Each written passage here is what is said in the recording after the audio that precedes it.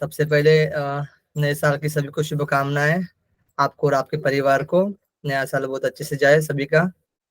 आनंद जी, मीना जी, मेघा जी, नेहा जी, रुचिका जी, सभी को हरिओम। गुरु परंपरा योग संस्थान में सभी का स्वागत है आज की क्लास में। हरिओम सर, आपको भी हरिओम। शुभकामनाएं। ढेर सारी शुभकामनाएं जी। थैंक यू जी। चलो क्लास को कंटिन्यू करते हैं।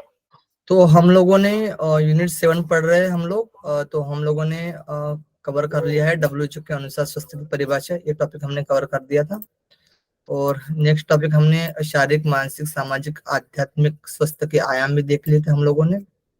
उसके बाद हम लोगों ने त्रिगुण की अवधारणा देख ली थी और पंच महाभूत की अवधारणा कंप्लीट कर दिया था। ठीक है, ये 4 हमने टॉपिक कवर कर लिया था, है ना। सबको क्लियर है? मैंने आपको ग्रुप में PDF भी दिया है, तो आप लोग को पढ़कर भी आना है ना, अच्छे से क्लियर हो जाए चीजें, है ना। अब पढ़ लेंगे हम पंच प्राण की अवधारणा और पंचकोश और षट चक्र। ठीक है, इनके कंसेप्ट पढ़ लेंगे हम। इनमें किस प्रकार से स्वास्थ्य की भूमिका बताई गई है और चिकित्सा की भूमिका बताई गई है। ठीक है, पंच प्राण, पंचकोश और षट चक्र, ये टॉपिक हमें आज की क्लास में कवर करना है। ओके, इतनी बातें क्लियर है सबको? कम कर लीजिएगा। ठीक है, तो पंच प्राण पढ़ेंगे पहले। पंच प्राण किस प्रकार से हमारे शरीर में होते हैं। जो कुछ हमने पहले पंच महाभूत और त्रिकोण की अवधारणा पढ़े थे, ठीक है, वो भी हमारे शरीर में ही रहते हैं। उनका समझ इनबैलेंस हो जाता है ना, तो हमारे शरीर में विकृति आ जाती है और उनकी जो समावस्था हो जाती है, बैलेंस रहते हैं वो तीनों गुण या फिर पंच महाभूत जो भी हमारे शरीर में रहते हैं।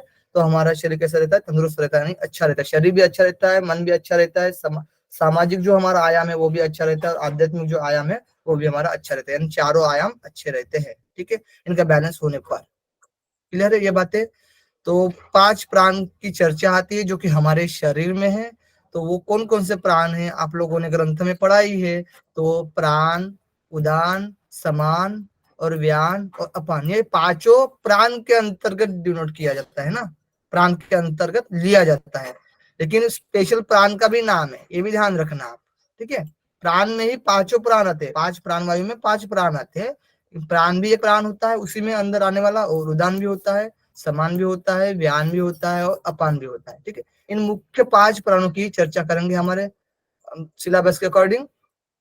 वो प्राण भी होते हैं, आप लोगों ने ग्रंथ में पढ़ा है, नाग, कुर्म, कृकल, देवदत्त, धनंजय। ठीक है, लेकिन हम मुख्य तौर पर हम 5 प्राणों की चर्चा करेंगे। इतनी बातें क्लियर है सबको? ओके, ठीक है। तो प्राण का हम क्या करेंगे? स्थान देखेंगे। तो प्राण हमारे शरीर में कहाँ कहाँ पर रहता है ना। और कर्म यानी उसका कार्य किस प्रकार से होता है, प्राणवायु का स्थान कहाँ पर होता है, कर्म यानी उसका वो क्रिया क्या करता है ना प्राणवायु। वैसे ही उदान वायु, वैसे ही समान वायु, वैसे ही व्यान वायु और फिर अपान वायु भी किस प्रकार से किस स्थान में रहता है और किस प्रकार से कार्य करता है वो भी हम देखेंगे हमारे शरीर में। ओके, तो सबसे पहले हम क्या पढ़ेंगे? प्राण वायु का स्थान देखेंगे। तो प्राण वायु का स्थान बताया गया है मस्तिष्क में, वक्ष में, कान में, जिह्वा में, मुख में, नासिका में। ठीक है, ये ग्रंथ के अकॉर्डिंग भी क्वेश्चन आया हुआ है। नासिका ऐसे ऑप्शन दिया जाता है, नासिका, मुख में, है ना, मस्तिष्क में, इस प्रकार से। मुख्य तौर पर हम वक्ष स्थान में बोला जाता है ना प्राण का स्थान। लेकिन ये भी ध्यान रखना, वक्ष स्थान के ऊपर वाला भी चीजें ध्यान रखना है आप लोगों को कि ऊपर वाला वक्ष स्थल के ऊपर वाले जो चीजें आ रहे हैं, ठीक है, जैसे कि कान हुआ हमारा, ठीक है, यहाँ पर कान भी दिया है, जीवा भी हमारा है, यानी सॉरी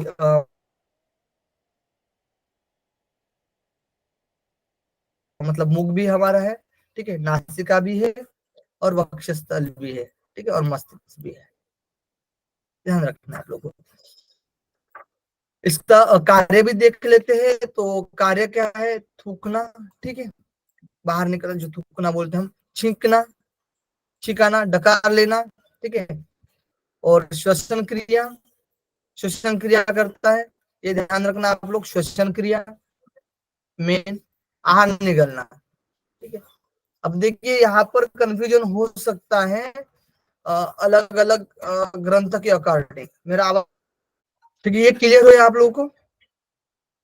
प्राणवायु का स्थान और उसके कार्य, ठीक है, कार्य में बताया गया है। अलग अलग ग्रंथ में अलग अलग बताया जाता है, जैसे कि छींकना, डकार लेना, श्वसन क्रिया, आहार निगलना, ठीक है। लेकिन आपको ध्यान रखना कि कंफ्यूजन बहुत बड़ा हो जाता है, इसलिए आप लोग ज्यादातर श्वसन क्रिया, ठीक है, क्या याद रखना है, श्वसन क्रिया याद रखना है मेनली, ठीक है। फिर पढ़ते हैं उदान वायु। उदान वायु का स्थान कहाँ पर बताया जाता है, कंठ में बताया जाता है। कहाँ पर बताया जाता है, कंठ में बताया जाता है। और उदान वायु का कार्य बताया गया है कि वो वाणी को प्रवृत्त करता है ना, बोलने में काम करता है, मदद करता है। हम जो बोल रहे हैं वो उदान वायु की वजह से हम बोल रहे हैं ना, जो भी हम आपको बता रहे हैं वो, ओके। फिर है उत्साह, उत्साहित होता है व्यक्ति। और बल और वर्ण का संपादन, ठीक है, जो हमारे शरीर की जो वर्ण संपदा है, ठीक है, वर्ण का संपादन करता है, तेजस आता है हमारे शरीर में, ठीक है, उदान वायु के वजह से।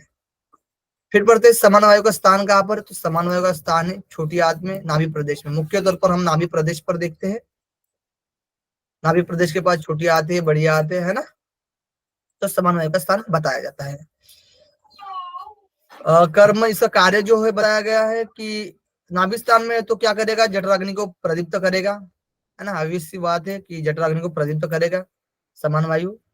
और रस एवं मल को अलग करना, जो जो रस होता है ना, जो हमारे शरीर को चाहिए, है ना, जो सप्त धातु के लिए, जो सप्त धातु में जो रस है ना, जो हमारे शरीर को पोषण करने वाला है, उस जो चाहिए हमें वो प्राप्त करवाने के लिए मदद करता है। जो हमारे लिए नहीं चाहिए, है ना, जो टॉक्सिक है, जो अन्य अलग अन्य पदार्थ है जो कि हमारे शरीर के लिए फायदेमंद नहीं है, ठीक है, तो उसको बाहर निकालने का भी काम करता है।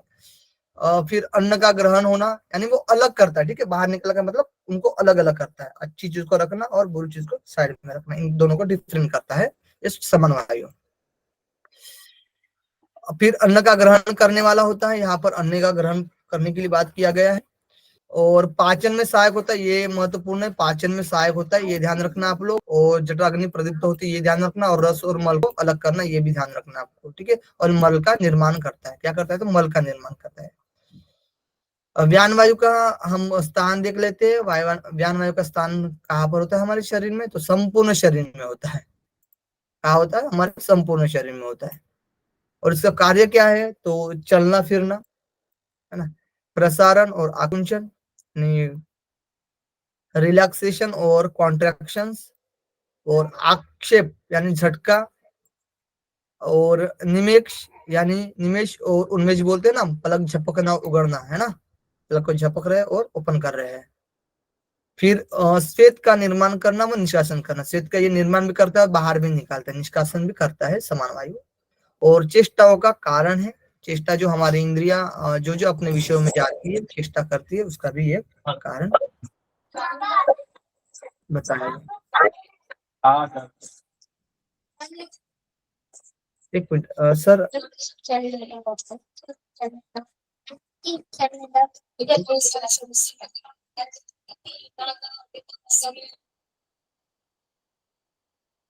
हेलो, मेरी आवाज तो आ रही है ना बराबर से, ओके। नेक्स्ट है अपान वायु। अब अपान वायु का हम स्थान देखेंगे और उसके कार्य देखेंगे। तो अपान वायु कहाँ पर होता है, अब नीचे देखिएगा, है ना, नाभि के जस्ट नीचे। तो अपान वायु कहाँ पर होता है, हमारे नाभि के नीचे, जैसे कि अंडकोश में, मूत्राशय, नाभि, है ना, नाभि यानी नाभि के नीचे जस्ट, ठीक है, नाभि बोला जाएगा तो अपना समान वायु हो जाएगा, ओके। और फिर उरु यानी जंघा, और मलद्वार और आते, ठीक है, नाभि का नीचे का जो जो पोर्शन है वो सब अपान वायु का स्थान बताया जाता है। और इसका जो कार्य बताया गया है कि समयानुसार ये वीर्य, मूत्र, मल, ठीक है, ये बाहर निकालता है, यानी वीर्य का निर्माण करता है। वीर्य भी मतलब ये बाहर निकालने में मदद करता है, समान वायु, सॉरी अपान वायु। और मूत्र और मल को भी बाहर करता है ये, ठीक है। और आंतों में तंत्रिका क्रियाओं का नियंत्रण करता है, जो भी हमारे आंतों में जो तंत्रिका जो क्रियाएं होती है, ठीक है, उसका क्या करता है, नियंत्रण करता है, ठीक है। और धारण एवं निष्कासन के कार्य करता है, जो जो हमारे शरीर में धारण करने लायक है उसका धारण करने में मदद करता है, और जो बाहर करना है उसको बाहर भेजता है, जो हमारे शरीर के लिए जरूरत नहीं है उसको बाहर भेजता है, ठीक है। ये हुआ अपान वायु का कार्य, ओके।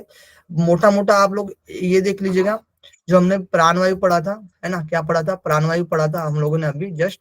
तो वो कहाँ पर रहता है मुझे बताइएगा, मोटा मोटा बताइए। हृदय के पास। हाँ हृदय में, गुड, हृदय के पास, ओके। फिर हमारा प्राण हो गया, फिर हम लोगों ने कौन सा वायु पढ़ा, कोई भी वायु पकड़ लीजिए हम। उदान कंठ उदान के पास उदान बोलने कंठ के में पास। सहायक होता है। उदान वायु कहाँ पर है, कहाँ पर होता है, कंठ के पास, कंठ बोलने के में पास। हेल्प कंठ, करता है। हाँ कंठ के पास, ओके। और फिर हम लोगों ने पढ़ा समान वायु, समान वायु कहाँ पर होता है, नाभि प्रदेश के नाभि के पास। नाभि प्रदेश, नाभि प्रदेश में, गुड। और फिर हम लोगों ने पढ़ा था व्यान वायु, संपूर्ण शरीर में। संपूर्ण शरीर, हाँ संपूर्ण शरीर, ओके। फिर हम लोगों ने पढ़ा था अपान वायु, गुदा प्रदेश। गुदा प्रदेश में। उसी से रिलेटेड कार्य समझ लेना है हमको, सिंपल सी बात। अब हृदय में बोला तो श्वसन वाली क्रिया हो जाएगी, प्राण से संदर्भित, है ना, और ऊपर की ओर हो जाएगी। ऐसा नहीं कंठ भी हमारा ऊपर है ना, यहाँ पर डाउट हो जाता है। फिर भी कंठ के ऊपर जो चीजें हैं वो भी हमारे प्राण वायु के अंतर्गत आएंगे। जो हमारे पांचों सेंस है, सेंस ऑर्गन जो है ना, वो भी इसी के अंदर में आएंगे, ये भी ध्यान रखना, ठीक है। अब देखते हैं उदान। अब उदान कंठ से रिलेटेड है, तो जो हमारी वायु जो होती है ना, बाकी उपनिषद में भी पढ़ा है आपने, कठोपनिषद में भी पढ़ा है कंठ से रिलेटेड, कठोपनिषद, जो यहाँ पर 101 नाड़ी बताई, जो एक नाड़ी जो होती है सुषुम्ना मार्ग, मतलब एक नाड़ी जो होती है ऊपर की ओर लेकर जाती है ना, सुषुम्ना मार्ग में, यानी सुषुम्ना जो नाड़ी होती है वो ऊपर की ओर लेकर जाती है, ठीक है। तो कंठ क्या करता है, बाहर निकालने वाला, यानी जो वायु जा रही है ना, मतलब कुछ बाहर निकाल रहे हैं हम चीजें, ठीक है। तो वो हमारा आदि क्रिया इससे संदर्भित हम समझ सकते हैं, ओके, क्लियर है, ये ध्यान रखना है। अब नाभि प्रदेश में क्या होता है, आहार आता है ना, यहाँ पर जो कंठ में है वो वमन आदि क्रिया जो निकल रहे हैं वो भी चीजें आ जाएंगी, ठीक है। अब नाभि प्रदेश में क्या है, हमारी जो जठराग्नि रहती है ना, तो क्या करेगा, एक तो ये नाभि प्रदेश में इसका स्थान बताया गया है, नाभि के आसपास छोटी आद भी है ना, तो छोटी आद की जो जो कार्य रहेंगे इसके अंतर्गत हम समझ सकते हैं। और जैसे जठराग्नि भी प्रदीप्त करता है नाभि, है ना, यानी नाभि में जो जटाग्नि रहती है, ठीक है, तो समान क्या करता है, जठराग्नि को भी प्रदीप्त करता है। अब उसमें ही छोटी आद रहता है, तो उसमें जो जो हमें चाहिए है ना, वो ऑब्जर्व करने का काम करती है ना, बड़ी आद भी हमें जो जल का ऑब्जर्व करती है, और जो छोटी आद भी होती है, ठीक है। तो छोटी आद में भी उसमें पचन की क्रिया हो जाती है पूर्ण तरीके से। तो जो मल होता है वो बाहर निकल, मतलब अलग हो जाता है, और जो हमें शरीर में लगता है वो हमारे शरीर के लिए महत्वपूर्ण होता है, तो छोटी आद में होता है। तो ये समान वायु का कार्य होता है। इतना क्लियर है सबको। फिर व्यान वायु अब संपूर्ण शरीर में है, तो संपूर्ण में शरीर में हमारा स्वेद है क्या नहीं हमारे, तो श्वेत का निर्माण करते, श्वेत को बाहर करते, तो संपूर्ण शरीर का कार्य भी इसमें आ जाएगा, ठीक है, जो कि सारे शरीर के लिए कोई एक ऑर्गन कर रहा है ना, इस प्रकार से आप लोग को समझना है। फिर अपान वायु जो अब नीचे की ओर है, तो नीचे वाले कार्य करेगा, यानी मल मूत्र को बाहर निकालेगा, है ना, सिंपल सी बात है, वीडियो को बाहर निकालेगा, तो ये अपान वायु का कार्य हो जाएगा, क्लियर। और उसका स्थान भी नीचे की ओर रहेगा, मध्य प्रदेश में, ओके, राइट, हम कर लीजिए। पेपर में सरकार जा रहा है ना, उस तरह सगा है, हमें ऐसे कंफ्यूजन हो जाएगी, ग्रंथ में तो बहुत अलग अलग है ना, बहुत सारे इसमें ग्रंथ के हिसाब से क्या अलग है वो याद रखना है, और क्या एग्जाम हो सकता है उस ऑप्शन देखकर उसको भी लगाना है, ठीक है। हम कर लीजिए सभी लोग। अब पढ़ेंगे पंचकोश। हाँ, मनीष जी, बानी जी, पूजा जी, नेहा जी, गुड, नेहा उमर जी, मीना जी। संख्या बहुत कम है, पता नहीं कहाँ जाते हो, तो चलो कोई नहीं। निधि जैन, गुड। अब पढ़ेंगे हम पंचप्राण। जिनको क्लियर नहीं है वो मुझे क्वेश्चन पूछ सकता है अभी, बताइए। पंचप्राण जिनको क्लियर नहीं है अभी जो मैंने बताया, ठीक है, आपको शांत, ठीक है, क्लियर है, क्लियर है सबको। चलिए अब पढ़ते हैं हम पंचकोश साधना एवं फलश्रुति। अब पंचकोश की साधना देखते हैं। पंचकोश भी हमारे शरीर में होता है। आप लोगों ने उपनिषद में पढ़ा है, किस उपनिषद में पंचकोश का वर्णन आता है मुझे बताइएगा। तैत्तिरीय उपनिषद में, ब्रह्मानंद वल्ली में, नाइस, ठीक है। तो पंचकोश में क्या क्या है, अन्नमय कोश है और मनोमय कोश है। अन्नमय कोश, मनोमय कोश, यहाँ पर क्या है, एक मिनट, अन्नमय कोश, प्राणमय कोश है ना, अन्नमय कोश, प्राणमय, मनोमय, विज्ञानमय, आनंदमय।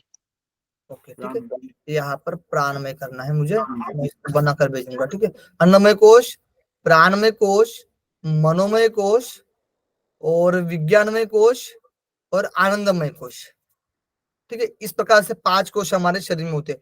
आप लोगों को दिख रहा है क्या? उसको झूम ही कर देता हूँ, है ना।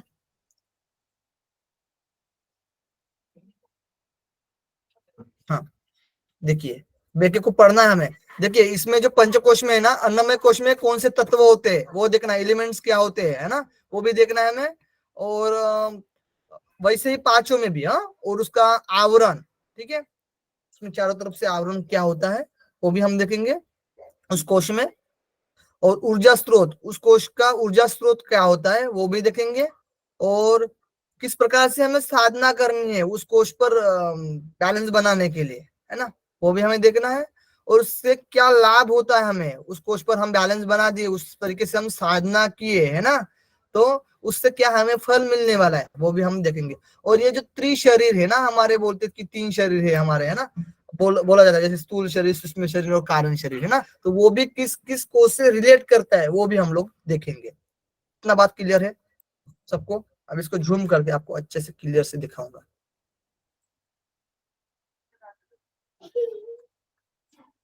ठीक है ना, अब तो ओके दिख रहा है ना, कोई दिक्कत नहीं है। अब देखिएगा, अन्नमय कोश में पहले हम वर्टिकल में पढ़ लेंगे, फिर हॉरिजॉन्टल में पढ़ लेंगे, क्लियर हो जाएगा, दिक्कत आएगा, ठीक है। तो सबसे पहले हम तत्व की बात कर रहे हैं, तो हम तत्व पढ़ लेंगे, तत्व में क्या क्या आता है, ठीक है। तो किस किस कोश में कौन कौन से तत्व माने जाते हैं। तो जैसे हमारा अन्नमय कोश है तो स्थूल शरीर से रिलेट करता है, किससे रिलेट करता है, तो स्थूल शरीर से रिलेट करता है। तो स्थूल शरीर में क्या होता है, जैसे हम पंच महाभूत से हम तन मात्रा की उत्पत्ति होती है बोलते हैं, है ना, तन मात्रा की। तो तन मात्रा से स्थूल क्या है, obvious बात है, पंच महाभूत है ना। तो पंच तत्व ये क्या है, अन्नमय कोश से रिलेट करता है स्थूल शरीर से, ठीक है। तो पंच तत्व यानी पंच महाभूत। अब पढ़ते हम प्राणमय कोश में तत्व क्या होंगे, तो पंच कर्मेंद्रिय और पंच प्राण। पंच प्राण जो हम लोगों ने अभी पढ़ा था, प्राण, अपान, उदान, समान, व्यान, ठीक है। और पंच कर्मेंद्रिय पता है, वाक, पानीपात, पायु, उपस्था, ओके। ये पंच कर्मेंद्रिय भी प्राणमय कोश से रिलेट करता है। फिर पढ़ेंगे हम मनोमय कोश। अब मनोमय कोश में तत्व क्या होगा, तो मन होगा, मन तो होगा ही, जैसे हमने प्राणमय कोश में पंच प्राण देखे, प्राण को देखा, वैसे ही हम मनोमय कोश में मन को देखेंगे। और मनोमय कोश से मन को देखेंगे, और ये पंच ज्ञानेंद्रिय को देखेंगे, यानी ये 5 जो हमारे सेंस ऑर्गन है, ठीक है, उसको भी हम देखेंगे, ठीक। इससे कनेक्ट करता है मनोमय कोश में क्या होता है, मन और पंच ज्ञानेंद्रिय, 6 मिलकर क्या होगा, मनोमय कोश में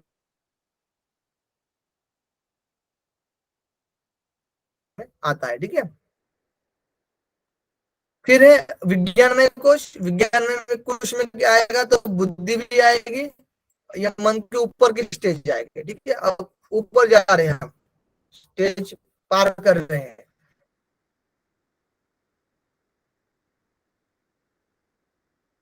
तो विज्ञान में क्या है, विज्ञान तो बुद्धि आएगी, ठीक है, बुद्धि होगी और पंच ज्ञानेंद्रिय होंगे, 5 सेंस ऑर्गन्स होंगे। विज्ञान में तत्व बताया गया है, बुद्धि है और पंच ज्ञानेंद्रिया है, बुद्धि और क्या है, पंच ज्ञानेंद्रिया है हमारे, ठीक है, विज्ञान में कोश में जो तत्व बताए जाते हैं, ठीक है। अब हम आनंदमय कोश में क्या देखेंगे, तो आनंदमय कोश में कोई तत्व नहीं बताया गया, त्रिगुणातीत अवस्था होती है। जो आनंदमय कोश की जो अवस्था बताई जाती है, जो कोश है वो हमारा त्रिगुणातीत है, ठीक है, इसमें कोई विद्या नहीं, कोई अविद्या नहीं, ठीक है, ये त्रिगुणातीत अवस्था है। क्लियर है ये तत्व के बारे में सबको? सर मनोमय कोश का क्या बताए? मनोमय कोश में आता है जो हमारा मन आता है और ज्ञानेंद्रिय आती है। अच्छा, ठीक है, ओके, सर, मन और हमारे अविद्या, ज्ञान। सर आनंदमय कोश में अविद्या लिखा है सर।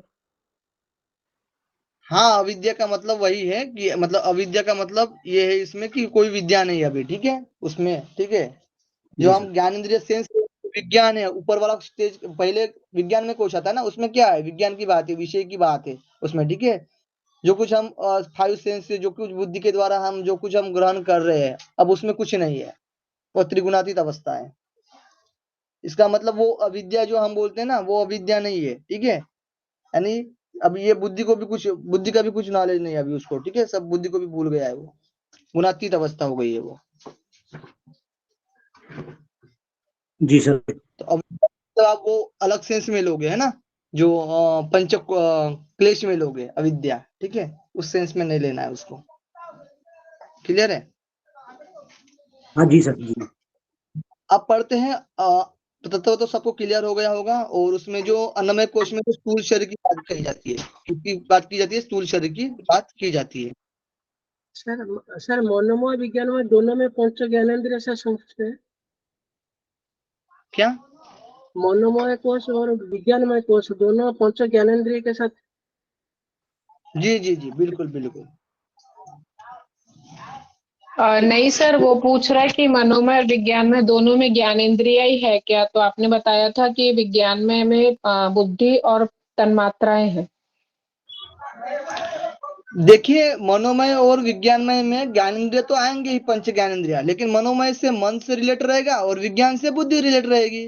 बस यही डिफरेंस है। मतलब बुद्धि, मन क्या कर रहा है? विचार है, कर रहा है ना, कुछ भी चीज का ये करना है वो करना है, लेकिन बुद्धि क्या कर रही है? डिसीजन ले रही है। तो उसके ऊपर की स्टेज है, मनोमय कोश के ऊपर की स्टेज है, ठीक है। जो साधना करते हैं, जो मनोमय कोश को पार करते हैं, तब जाकर हम विज्ञानमय कोश में आते, तभी भी हमारे पंच ज्ञानेंद्रिय रहेंगे उसको साथ देने के लिए, ठीक है, और बुद्धि डिसाइड करेगी।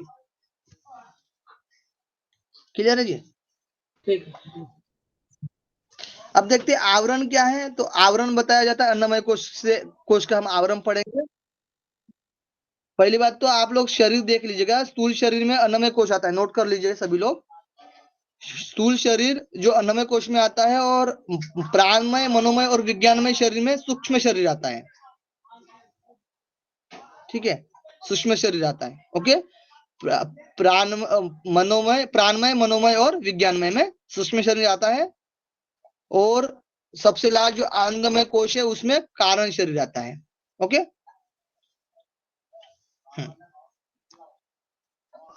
अब पढ़ते हैं हम तत्व, सॉरी, आवरण देख लेते हैं। तो अन्नमय कोश का जो आवरण बताया जाता है वो है जैव दैहिक आवरण है, ठीक है। फिजिकल जो आवरण होता है वो बताया गया अन्नमय कोश में, जैव दैहिक आवरण होता है। और अन्नमय कोश में क्या आवरण होता है? तो जैव विद्युत आवरण होता है, सॉरी, प्राणमय कोश, इसमें थोड़ा सा मिस्टेक है, वो आप करेक्शन कर लीजिए, इसमें प्राणमय कोश होगा।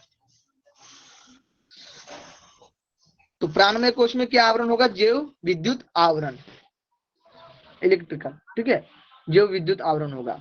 और मनोमय कोश में आवरण क्या है? तो चुंबकत्व आवरण है। क्या है? जैव बायो चुंबकत्व आवरण है। ओके, विज्ञानमय कोश में क्या आवरण है? तो जैव बुद्धत्व आवरण है। और आनंदमय कोश में क्या आवरण बताया गया? तो सुखद आवरण है। सबसे लास्ट वाली जो सुखद अवस्था बताई जाती है ना, तो ये सुखद आवरण है, आनंद है, आनंदमय। क्लियर है आवरण के बारे में? अब पढ़ते हैं इसमें आहार, जो अन्नमय कोश में क्या बोलते हैं हम? आहार लेते हैं ना, आहार से रिलेट करता है अन्नमय कोश, स्थूल शरीर से है आहार, है ना। और मनोमय प्राणमय जो कोश है वो प्राण से रिलेट करता है, उसका जो ऊर्जा का स्रोत है। आहार हम ग्रहण करते हैं तो ये किस में लगता है? किसको लगता है? अन्नमय कोश को लगता है ना। ये ऊर्जा, और ऊर्जा में प्राप्त होती है। वैसे ही हम प्राण या इसमें क्या करेंगे? हम प्राणायाम करेंगे, है ना। तो प्राण ये ऊर्जा का स्रोत है। अब हम मनोमय में क्या करते हैं? हम विचार करते हैं, थॉट का प्रोसेस होता है मनोमय कोश में। ओके, फिर हम विज्ञान में कोश, सॉरी, मनोमय कोश हो गया। अब विज्ञान में कोश में आते हैं तो उसमें है प्रतिभा, टैलेंट, है ना, डिसीजन करने वाला होता है काम इसमें, तो ये टैलेंट को ऊर्जा प्राप्त होता है, ठीक है। और फिर आनंदमय कोश में आनंद होता है। ओके, ये ऊर्जा का स्रोत है। प्रतिभा, टैलेंट लाना है तो हमें उस तरीके से विज्ञान में कोश को मजबूत करना पड़ेगा। तो हमें क्या साधना करनी पड़ेगी ये भी बताया गया है। उस साधना से हम ये प्रतिभा, टैलेंट ला सकते हैं और ये आनंद कोश में आनंद ला सकते हैं। ओके, इतना बात क्लियर है सबको?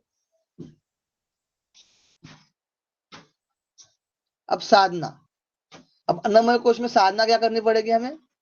तो बताया गया है साधना के लिए तो हमें क्या करना है, अन्नमय कोश में अन्नमय कोश को अच्छे से बैलेंस करना है। अन्नमय कोश में जो ऊर्जा का स्रोत है उसको बढ़ाना है ना। तो हमें क्या करना है इसमें साधना, तो हमें संतुलित आहार लेना पड़ेगा। हमारा अच्छे से आहार, संतुलित आहार लेंगे हम, तो हमारा जो अन्नमय कोश क्या होगा, पोषित होगा, है ना। अन्नमय कोश को पोषण मिलेगा और हमारा अन्नमय कोश अच्छे से काम करेगा। अन्नमय कोश अच्छे से काम कर पाएगा तो हमारा जो नेक्स्ट जो कोश बताया जाता है हमारे शरीर में, उसके हम प्रोसेस में चले जा सकते हैं ना। अन्नमय कोश के आगे हम प्राणमय कोश में उतर सकते हैं। इसीलिए हमें अन्नमय कोश को पहले मजबूत करना पड़ेगा, क्योंकि ये स्थूल शरीर से रिलेट करता है। तो इसी को हमको पहले, ये हमारा पाया है, समझ लीजिएगा, इसको हमने मजबूत करना है। तो संतुलित आहार लेना है, कभी उपवास भी करना है। हमारा उपवास तो क्यों करना है ये भी आप लोगों को बता देते हैं, नेचुरोपैथी में भी बताया है ना। उपवास करना है कुछ टॉक्सिन के लिए, है ना, जो बाहर खाली पेट रखना है हमारे हमें शरीर के फायदे के लिए, है ना। और आसन भी करना है, तो स्थूल शरीर से रिलेट करता है आसन, ये ध्यान रखना है। व्यायाम करना है, पंचतत्वों की साधना करना है और तपश्चर्या करनी है, ये बताया गया है अन्नमय कोश में। ओके, क्लियर है सबको। अब प्राणमय कोश में प्राणायाम करना है। ओके, इसमें बंद और मुद्रा आएंगे। बंद और मुद्रा का अभ्यास प्राणमय कोश में आएगा। प्राणमय कोश हमारा मजबूत रहेगा। ठीक है, जिस प्रकार से हमने अन्नमय कोश को एक्सप्लेन किया है उसी प्रकार से वो प्राणमय कोश भी रहेगा। ठीक है, बस डिफरेंट रहेगा साधना के तौर पर। जिस प्रकार से हम साधना कर रहे हैं उस प्रकार से हमें वो फल की प्राप्ति होगी। यानी हमारा जो ऊर्जा का केंद्र प्राण है ना, तो प्राण को हमारे शरीर में बैलेंस कर सकते हैं, है ना। चलो, अब नेक्स्ट है मनोमय कोश। मनोमय कोश में क्या है, मन से रिलेट करते हैं हम। विचार होता है, थॉट होता है, जो ऊर्जा का क्षेत्र है ना, ऊर्जा का जो केंद्र है वो। तो हमें किसका अभ्यास करना पड़ेगा, यम नियम का अभ्यास करना पड़ेगा। यम नियम को साधना करनी पड़ती है। ठीक है, इसमें जो त्राटक, ध्यान, जब जो XYZ आएगा। ठीक है, तो यम नियम आप लोगों को ध्यान रखना है। फिर जब हम विज्ञान में कोश में आते हैं तो विज्ञान में कोश को मजबूत करने के लिए हमें किस प्रकार से साधना करनी पड़ेगी, तो सोम ध्यान साधना, सोम मंत्र का ध्यान, यानी जो हमारी श्वास आ रही जा रही है ना, जो हम सोम जाप भी बोलते हैं, सोहम। ठीक है, वो भी जाप करना होता है इसमें। या फिर ओम का भी इसमें साधना होती है, ओम की भी। ठीक है, ये बताया गया है। फिर विज्ञानमय कोश में, सॉरी विज्ञानमय कोश तो हो गया ना। अब पढ़ेंगे हम आनंदमय कोश। आनंदमय कोश में बताया गया है नाद साधना, बिंदु साधना, कला साधना। ठीक है, नाद बिंदु कला बोलते हैं ना। ठीक है, तो नाद बिंदु कला हमारा जो नाद, अनाद जो नाद है या फिर आद जो नाद है, हमारे शरीर में दो प्रकार का नाद होता है ना। एक आंतरिक जो नाद होता है वो अनाद होता है, और जो बाहरी जो आघात से वो होता है वो आहत नाद होता है। ठीक है, तो नाद साधना भी करनी चाहिए।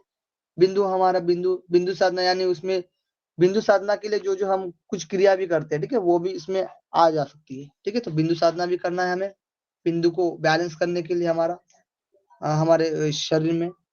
और कला साधना भी करनी है, और तुर्यावस्था का और तुर्यावस्था और परमानंद, ठीक है, परमानंद की साधना करनी है। इतना क्लियर है सबको किस प्रकार से साधना करनी है। तो सबसे पहले हमें अन्नमय कोश में आसन, प्राणमय कोश में प्राणायाम, मनोमय कोश में यम नियम, विज्ञानमय कोश में सोहम साधना और अपना आनंदमय कोश में नाद साधना। ठीक है, बताइए मुझे कोई भी एक, अभी जो मैंने बताया वो। अन्नमय कोश में आसना, और प्राणमय कोश में प्राणायाम, फिर उसके बाद मनोमय कोश में ध्यान साधना, और फिर उसके बाद विज्ञानमय कोश में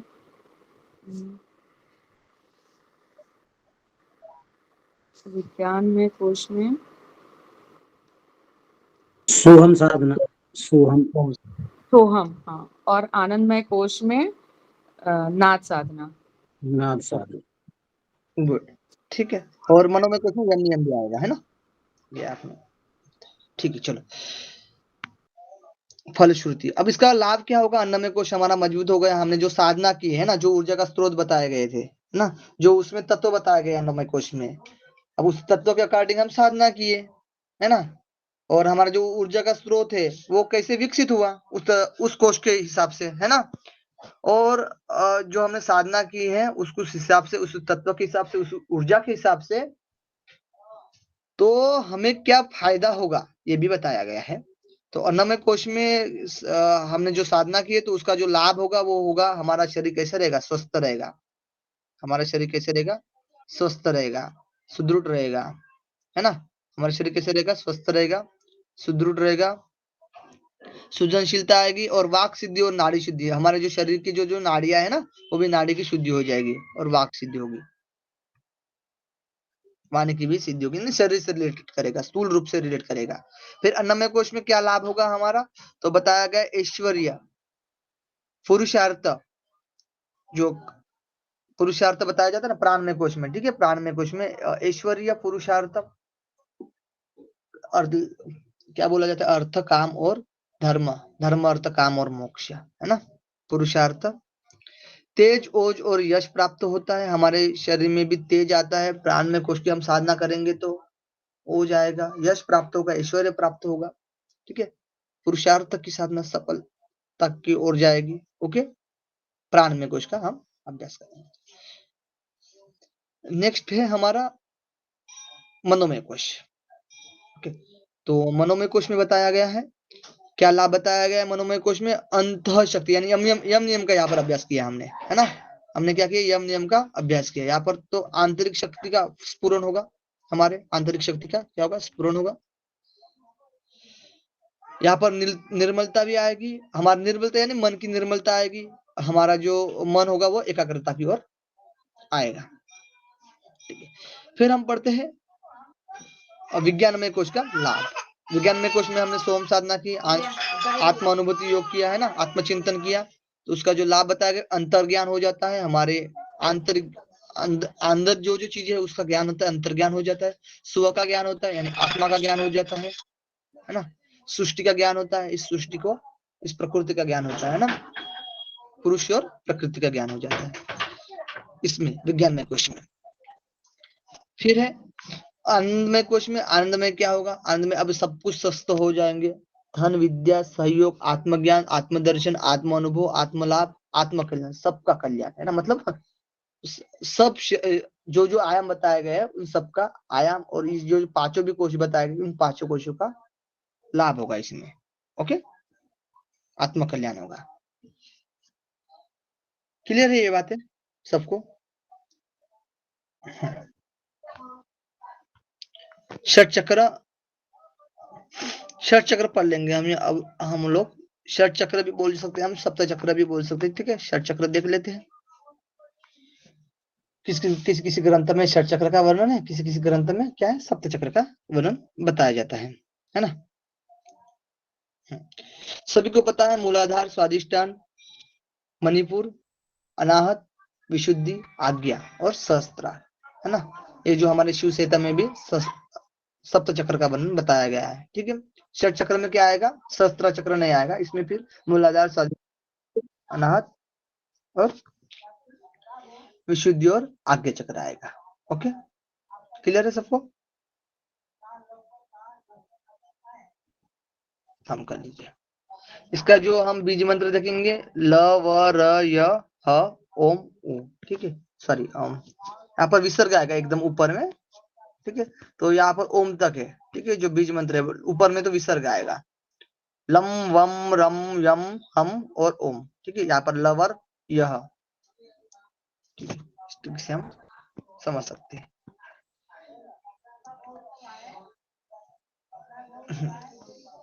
मानवीय व्यक्तित्व में 3 शरीर है, शरीरों, जैसे हमने पढ़ा था स्थूल शरीर, सूक्ष्म शरीर और कारण शरीर, है ना। वैसे ही हम लोगों ने प्राण के बारे में भी पढ़ा था, हम लोगों ने पंचमहाभूत भी देख लिया था, पंचकोश भी देख लिया था, है ना। हमारे शरीर में ये क्या है, ऊर्जा के केंद्र होते हैं, है ना, ऊर्जा का स्रोत। वैसे ही चक्र भी है हमारे शरीर में, क्योंकि ऊर्जा का केंद्र है, ठीक है। जैसे हम लोग किसी ग्रंथ में षट चक्र भी पढ़ते हैं, किसी ग्रंथ में हम सप्त चक्र पढ़ते हैं। ओके, इनमें प्राण शक्ति और अतीन्द्रिय क्षमताएं होती है इन चक्रों में, ठीक है। ये जो है इन केंद्रों में ज्ञान तंतु अधिक मात्रा में उलझे रहते हैं, यानी ये ज्ञान के साधन होते हैं, ठीक है। ज्ञान तंतु इसमें होते हैं, इन सप्त चक्रों में या फिर षट चक्र में भी क्या होते हैं, ज्ञान होता है, ज्ञान तंतु मौजूद होते हैं। ठीक है। अब पढ़ते हैं हम चक्र और उसका जो अर्थ है और उसका जो स्वरूप बताया गया है। ठीक है, उसका जो हम अर्थ देख लेंगे चक्र का। तो क्रियते अनेन क्रुधय, ठीक है, क्रुधय धय क्रियते अनेन यानी क्रिया करने वाला, क्रियते अनेन ये क्रू धातु से धय प्रत्यय लगकर, क्रू में धय प्रत्यय लगकर इसका अर्थ होता है चक्र। ठीक है, चक्र शब्द का शार्षिक अर्थ बताया गया है कि वृत्त, यानी शाब्दिक जो अर्थ बताया गया है, जो शाब्दिक तौर पर हम समझ सकते हैं चक्र का अर्थ, तो वृत्त है ना, आवृत जो बोलते हैं ना वृत्त, और मंडल या फिर दल भी बोल सकते हैं, या फिर गोल बोलते हैं, या फिर अस्त्र, क्षितिज, ठीक है, आदि ये शाब्दिक अर्थ कहे जाते हैं चक्र के। ठीक है, यूरोप के एक प्रख्यात मनोवैज्ञानिक थे पैरासेल्सस। ठीक है, इन्होंने शरीरस्थ सूक्ष्म केंद्रों को एस्टम यानी तारा नाम से प्रकाशित किया गया है। ठीक है, प्रकाश डालते हैं उस पर, एस्टम या फिर तारा नाम से इस प्रकाश डालते हैं। ठीक है, कौन? पैरासेल्सस। ठीक है, ये यूरोप के प्रख्यात मनोवैज्ञानिक थे।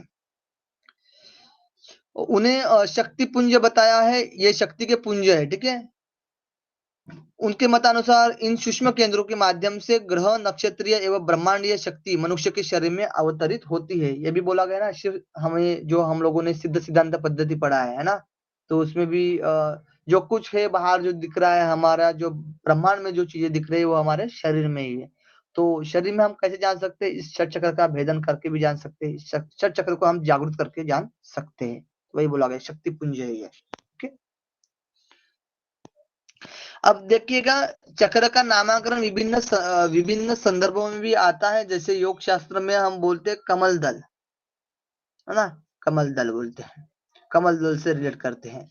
अंग्रेजी में बोलते हैं प्लेक्सस, और जापानी जो जैन धर्म में बोलते हैं क्यूसोस, और ताओ मत में बोला जाता है इनयांग। ठीक है, और शरीर शास्त्र में बोला जाता है अंतस्त्राव ग्रंथियां, है ना, जो जो चक्र है वो अंतस्त्राव के स्थान पर है ना, या फिर चक्र के स्थान पर जो अंतस्त्राव ग्रंथियां। एक्यूपेंचर में जैव विद्युत बोला जाता है। ठीक है, इस प्रकार से नाम लिया जाता है। ठीक है, अपने पास 10 मिनट है, देखते हो जाएगा, इसको कंप्लीट कर लेंगे। ठीक है, देखिएगा यहाँ पर हम लोग 6 चक्र 7 चक्र, ठीक है, सप्त चक्र के बारे में देखेंगे। मूलाधार, स्वादिष्टान, मणिपुर, आप 1 मिनट इसको लिख लेंगे, है ना। यहाँ पर देखिएगा, मूलाधार, स्वादिष्टान, मणिपुर, अनाहत, विशुद्धि, आज्ञा और सहस्त्रार। विशुद्धि, आज्ञा और क्या है? सहस्त्रार है। ठीक है, तो सप्त चक्र के बारे में हम उनके स्थान के बारे में देखेंगे, कहाँ कहाँ पर इन चक्र का स्थान होता है, इसके बारे में भी देखेंगे। और इसके जो दल देखेंगे, कितने दल होते हैं, किन चक्र में कितने कितने दल बताए जाते हैं, वो भी देखेंगे। उसमें उसके वर्ण के बारे में देखेंगे हम लोग, और उसके तत्व के बारे में देखेंगे, क्या क्या तत्व समावेश होती है, किस किस तत्व की भी साधना करनी पड़ती है उस चक्र को जागृत करने के लिए, ये भी बताया गया है। फिर तत्व बीज क्या है, तत्व बीज के बारे में देखेंगे। फिर उसका वाहन क्या है वो भी देखेंगे उस चक्र में।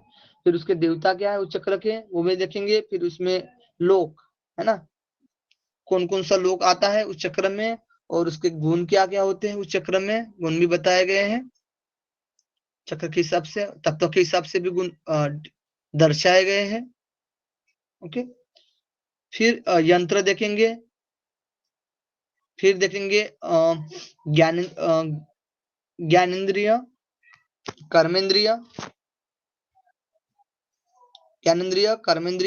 अंतस्त्रावीय ग्रंथियां, शरीर तंत्र, और फिर संबंधित रोग भी देख लेंगे।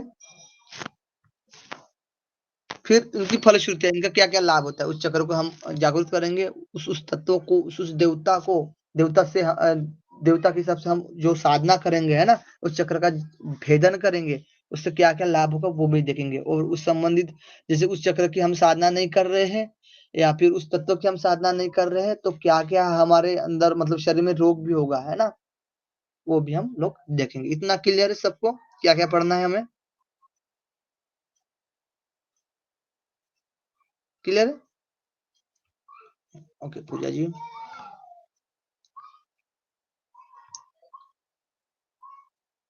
अब इसको हम हॉरिजॉन्टल में पढ़ेंगे, ठीक है। किसको कैसे पढ़ना है ये भी ध्यान रखना, ठीक है, ये भी महत्वपूर्ण है, वैसे ही याद रहता है चीजें सिस्टमेटिक तौर से। जैसे हम स्थान के बारे में देखेंगे तो हम कोई भी चक्र नीचे से ऊपर की ओर शुरुआत होती है ना, नीचे से ऊपर की ओर। हम लोगों ने आपको डायग्राम भी दिखाया था, ठीक है। एक बार फिर से मैं दिखा देता हूं आप लोगों को डायग्राम। यहाँ पर जो हम लोगों ने डायग्राम देखा था ना, एक मिनट, ठीक है, इसी प्रकार से है, नीचे से ऊपर। ये आप लोग ध्यान रखिएगा, नीचे से हम क्या कर रहे हैं, हम ऊपर की ओर जा रहे हैं, ठीक है, नीचे से ऊपर की ओर जा रहे हैं, ठीक है। उसी प्रकार से चक्र को भी समझ लीजिएगा आप, उसी प्रकार से ग्रंथि भी समझ लेना है, जो भी जो तत्व है, जो देवता है, जो भी उसका बीज मंत्र है, वो भी उसी प्रकार से समझ लेना है, जो भी दल होते हैं। ओके, क्लियर है।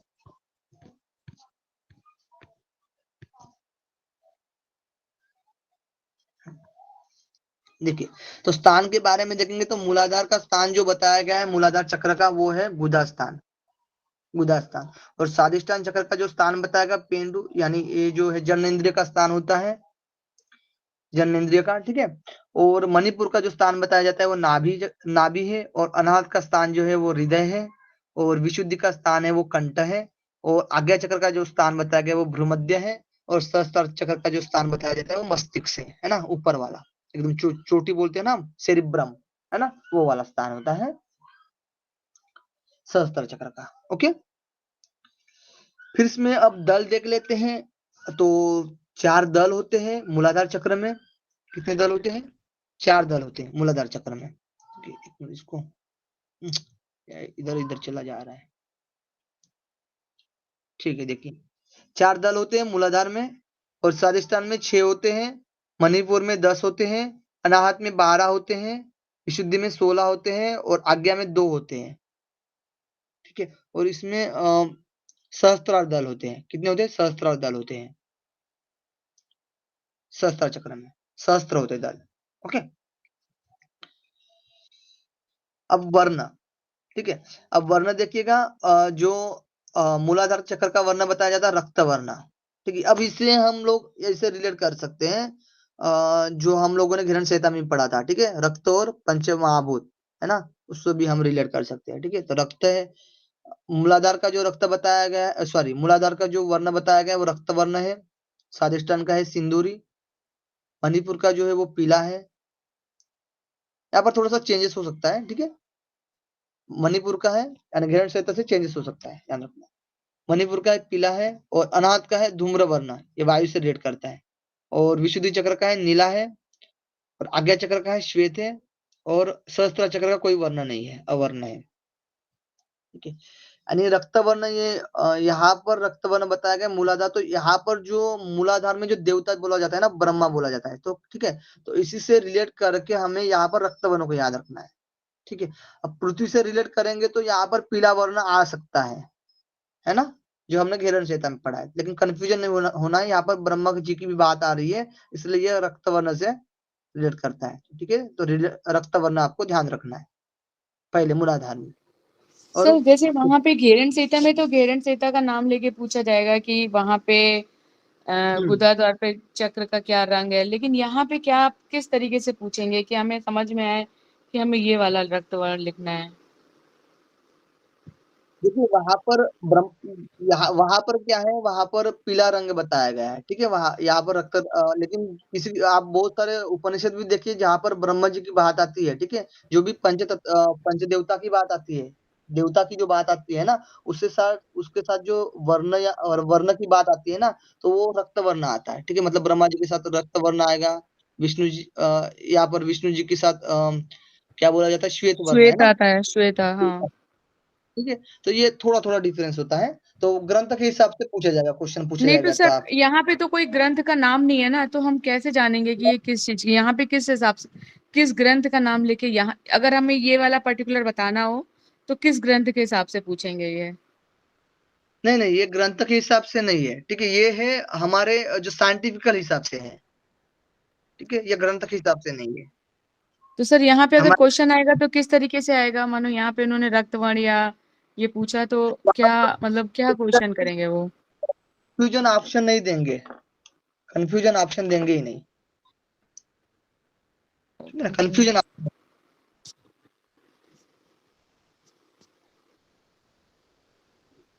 सर यहाँ जो चतुर्भुज का रंग दिया गया है वो तो पृथ्वी तत्व अगर बोलेंगे तब वहाँ पीला बोलेंगे, और कुंडलिनी का जो है त्रिकोण जो है वो जो सिंबल है वो हम बोल सकते हैं वो लाल वर्ण वहां पे है। कुंडलिनी का कलर जैसे हम लोग बोलते त्रिकोण है ना, उसी के ऊपर कुंडलिनी बैठी हुई है ना, और जो लेकिन हमारा त्रिकोण, पीला जो है वो हमारा पृथ्वी तत्व है। नहीं नहीं ऐसे नहीं बोल सकते। त्रिकोण कहाँ पर है? मूलाधार में भी है त्रिकोण, आपने शिव चेतना में पढ़ा है ना। मूलाधार की बोल रहे हैं सर? हाँ, मूलाधार में भी त्रिभुज के रक्तवर्ण चौकोन है, उसके ऊपर फिर त्रिभुज है ना सर। आपने त्रिकोण बोला ना, त्रिकोणाग्नि जो अग्नि बोला जाता है, जो रक्तवर्ण बोला जाता है, रिलेट करता है, वो तो मूलाधार में भी है ना।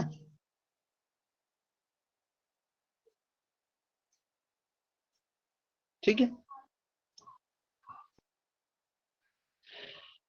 थोड़ा ग्रंथ के अकॉर्डिंग डिफरेंट होता है। आपको उसमें जाना नहीं उस सेंस में, बस ऊपर ऊपर भी याद रखना या फिर ग्रंथ के हिसाब से तो याद रखना ही हमें। ठीक है, क्वेश्चन आपको कंफ्यूजन क्वेश्चन नहीं आएगा, ये ध्यान रखना। क्वेश्चन आएगा लेकिन कंफ्यूजन क्वेश्चन बिल्कुल नहीं आएगा। ओके, क्योंकि अलग अलग ग्रंथ में भी अलग अलग बताया जाता है, तो अब हम किसकी सही माने और किसकी गलत माने, है ना, यहाँ पर दिक्कत आता है ना।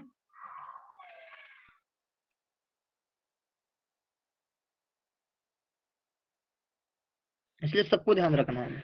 चलो, रक्त वर्ण मूलाधार में बताया गया है, सिंदूरी वर्ण स्वादिष्टान में बताया गया है, और मणिपुर में पीला वर्ण बताया गया है, और अनाहत जो चक्र में बताया धूम्र वर्ण। ठीक है, अब ये वायु से रिलेट करता है, तो अब इसको वायु से रिलेट करता है तो इसको धूम्र वर्ण मानना ही है ना, उस हिसाब से। लेकिन ये अग्नि के हिसाब से करता है, तो यहाँ पर क्या बताया गया, यहाँ पर वैसे रक्त वर्ण चाहिए, यहाँ पर पीला चाहिए पृथ्वी में, है ना, उस हिसाब से भी याद रखो, उसमें कोई दिक्कत नहीं है। ठीक है, फैक्ट्स के आधार पर भी आप लोग याद रख सकते हो, उसमें कोई दिक्कत नहीं है। और फिर आकाश का नीला वर्ण है ही, उसमें कोई दिक्कत नहीं है। आकाश का श्वेत वर्ण भी बोला जाता है आज्ञाचरण में। ठीक है, इसमें दोनों आकाश बताया गया है, ऊपर की स्टेज, और इसमें अवर्ण है जो सहस्त्र चक्र है वो। ठीक है, तत्व पता है सबको, पृथ्वी जल अग्नि वायु आकाश। ठीक है, यहाँ पर भी आकाश बताया गया आज्ञा चक्र के लिए भी, और लास्ट में जो सहस्त्र चक्र है उसमें तत्वातीत। ठीक है, कोई अब तत्व नहीं है उसमें, सहस्त्र चक्र में कोई तत्व नहीं रहता है, कोई वर्ण नहीं है ना। अब उसमें तत्व के बीज बताए जाते हैं, जो कुछ पृथ्वी का जो बीज बताया जाता है वो लम है, और जल का जो बीज मंत्र बताया जाता है वो वम है, अग्नि का जो है वो रम है, वायु का जो है यम है, और आकाश का जो है वो हम है, और वही आकाश या फिर आज्ञा चक्र का जो बताया जाता है वो ओमकार है, और इसका जो सहस्त्र चक्र का है वो विसर्ग है। ओके, बीज मंत्र। वाहन बताया जाता है। अब यहाँ से वाहन और देवता को कनेक्ट करके पढ़ना है हमें। देवता जो बताया गया ब्रह्मा है, और वाहन बताया गया ऐरावत हाथी मूलाधार चक्र में। वैसे ही स्वादिष्टान चक्र में बताया गया वाहन जो है मकर या मगरमच्छ, और जो देवता बताया गया विष्णु बताए गए हैं। और वैसे ही मणिपुर चक्र में बताया गया मेष, यानी जो बैल होता है ना, बैल। ठीक है, मेष बैल बोला जाता है। वृद्ध रुद्र बोला जाता है, वृद्ध रुद्र, इसमें क्या है, रुद्र जो देवता है उसका वृद्ध रूप। ठीक है, वृद्ध रुद्र ये देवता है। और इसमें जो देवता बताया गया है विशुद्धि चक्र, सॉरी अनाहत चक्र में ईशान रुद्र, और ये जो उनका जो वाहन बताया गया मुर्ग होता है वाहन। ठीक है, मुर्गा। और फिर पंचमुखी सदाशिव, 5 जो मुख बताए जाते हैं शिव जी के, प्राचीन काल में बताए जाते हैं। ठीक, उसका वर्णन आता है उसमें जो उसका जो वाहन बताया गया हस्ती, यानी इसमें त्रिशूल है, त्रिशूल बोलते हैं हम, हस्ती, हस्ती से त्रिशूल से रिलेट करता है ये भी, हस्ती, सॉरी। ठीक है, ये हस्ती है। ठीक है, और फिर लिंग और अलिंग, इसमें ये जो देवता है इसका जो वाहन बताया गया है नाद है, और लास्ट में जो सहस्त्र है उसमें जो वाहन है वो बिंदु है, और देवता जो है वो परम ब्रह्म है। ठीक है, क्लियर है। अब लोग देखते हैं लोक में सभी को पता है भू भुव स्व मह जन तप सत्य, ठीक है। ये किसमें किस ग्रंथ में बताया गया है? नाद बिंदु। नाद बिंदु। नाद। अब गुण देख लेते हैं। गुण भी अभी देखिए, पृथ्वी का गुण क्या है? गंध है। पृथ्वी का गुण क्या है? गंध है। और पृथ्वी जल का रस है, और अग्नि का रूप है, ये तन्मात्रा है, ठीक है। वायु का स्पर्श है, और आकाश का शब्द है। बाकी कोई ये गुण नहीं बताया गया। बस पूजा जी 5 मिनट ले लेते हैं, इसको खत्म करते हैं, ठीक है। और यंत्र बताया गया है चतुष्कोण, ठीक है। ये यहाँ पर चतुष्कोण होता है, ठीक है। चतुष्कोण यहाँ पर बताया गया, 4 कोण होते हैं इसमें। जो मूलाधार में चतुष्कोण बोला जाता है, और स्वादिष्ठान में अर्धचंद्राकार होता है जो यंत्र बताया गया है, और मणिपुर में त्रिकोण होता है, और अनाहत में षटकोण होता है, 6 कोण होते हैं उसमें, और विशुद्धि में गोल बताया गया है यंत्र, और आज्ञा में अंडाकार, लिंगाकार, जो लिंगाकार होता है, लिंग कैसे होता है ना, वो अंडाकार के रूप में, और निराकार, ये जो शस्त्रान में है वो निराकार होता है, उसमें कोई आकार ही नहीं अभी। अब ज्ञानेंद्रिया, नासिका मूलाधार में, स्वादिष्ठान में रसना, और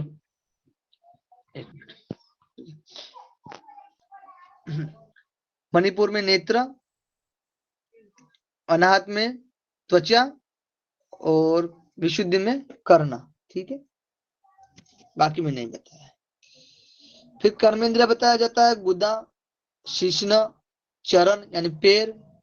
पैर इसके लिए बताया गया है, बीच वाले के लिए, ठीक है। मणिपुर पैर बताया जाता है। और फिर हस्त यानी हाथ, और वाक, वाणी, विशुद्धि का तो वाक रहेगा, वाणी रहेगा।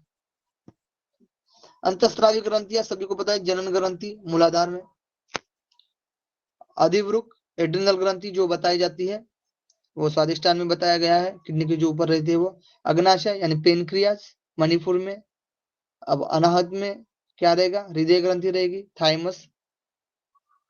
और फिर आउटू ग्रंथि, आउटू ग्रंथि को क्या बोलेंगे हम? थायराइड ग्रंथि, जो विशुद्धि चक्र में रहेगी, है ना। और फिर पीयूष यहाँ पर आएगा पीनियल ग्रंथि, आगे चक्र में पीनियल ग्रंथि रहेगी, और यहाँ पर चेंज कर दिया है मैंने, ठीक है। नोट में भी दिया गया है, ऐसे ही चेंज कर दिया मैंने। और लास्ट में जो आएगा वो पीयूष ग्रंथि आएगी, जो कि मस्तिष्क में है ना, स्वस्था चक्र। अब शरीर तंत्र देख लेते हैं, तो जनन ग्रंथि से रिलेट करता है उत्सर्जन तंत्र, ठीक है। और यहाँ पर प्रजनन तंत्र भी शामिल हो जाएगा, उत्सर्जन तंत्र और प्रजनन तंत्र। और इसमें आएगा जो अधिवृक ग्रंथि यानी स्वादिष्ठान चक्र में प्रजनन तंत्र, मणिपुर में पाचन तंत्र, अग्नाशय, हृदय ग्रंथि में प्रतिरक्षा, श्वसन और रक्त का परिसंचरण होता है, और विशुद्धि में थायराइड ग्रंथि में श्वसन तंत्र, इसमें भी श्वसन तंत्र आएगा, वहां से भी श्वास आती है। और ऑटोनोमस नर्वस सिस्टम, यहाँ पर जो ये जो पीनियल ग्रंथि है, ठीक है, संवेदी तंत्रिका तंत्र, ऑटोनोमस नर्वस सिस्टम। और फिर पिट्यूटरी ग्रंथि में सेंट्रल नर्वस सिस्टम, ये आएगा शस्त्रान में, ठीक है। फिर उससे संबंधित रोग क्या होते हैं, तो इसे रिलेट करिएगा। जनन ग्रंथि, उत्सर्जन तंत्र और प्रजनन तंत्र में बताया गया है कि गुदा विकार होता है, भगंदर और मूत्र विकार होता है, ठीक है। और स्वादिष्ठान में इसमें प्रजनन तंत्र में अधिवृक ग्रंथि से रिलेट करता है, किडनी रोग होता है, जनन रोग होता है, और बंधत्व रोग होता है। फिर ये अग्नाशय पाचन तंत्र से रिलेट करता है, अम्लपीत, अपचक, अपचन होना, और मधुमेह रोग, ठीक है। फिर हृदय ग्रंथि प्रतिरक्षा, श्वसन, रक्त परिसंचरण से रिलेट करता है, हृदय शूल, कोरोनरी जो डिजीज बोला जाता है, उच्च व निम्न रक्तदाब, है ना।